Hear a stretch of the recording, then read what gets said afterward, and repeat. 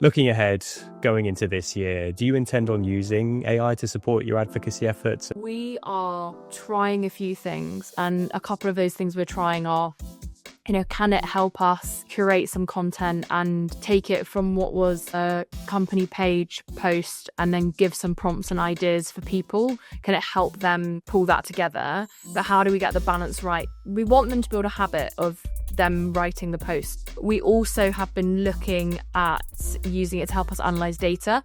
I think that's something that it's such a time saver. And then the kind of final way I'd say is with idea generation, not for kind of large scale pieces, but where someone might have told us, oh, there's a World Day about X coming up, and we think, how do we talk about it? If we can give it a bit of a prompt and say, can you give us 10 ways an employee could link to this day, and here's everything you know about us,